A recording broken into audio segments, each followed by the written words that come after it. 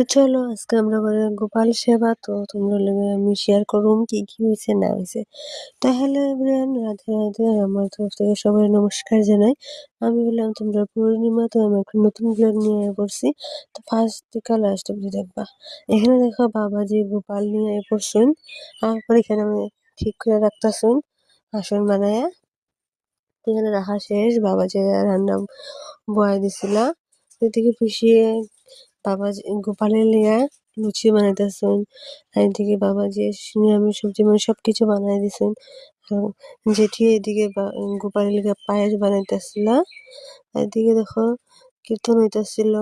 যখন সব হইয়া গেছে, গোপালের সেবা দেওয়া হয়ে গেছিল, তখন যে কীর্তন চলতেছিল লাস্ট, তখন কীর্তন শুনলে বহুত ভালো লাগে মনটা, না? মজায় আমি একটা গান গাই, কিন্তু আমি পারি না। আমার ফ্রেন্ড রূপায় বহুত সুন্দর পারে কীর্তন করতে, জানে না, মানে সুন্দর সুন্দর গান গাইতে, আমি পারি না। তো এদিকে দেখো সব শেষ, সবরে প্রসাদও দেওয়া হয়েছে, সবাই প্রসাদ খাইতেছিল। এদিকে আমি প্রসাদ দিতেছিলাম অল্প। এদিকে দেখো আমার দাদা যেতেছে ঘরে, সব মানে বহুত দিন আসছিল যে তার লিগা। তো বাবাজি মন্দিরে চলে যাইবা গিয়া, তার লিগে সবকিছু ঠিক করতেছুন। আর আমরা কইছি বাবাজি চা খেয়ে যাইও, চা সেবা করে যাইও না এখন কিছু হইব।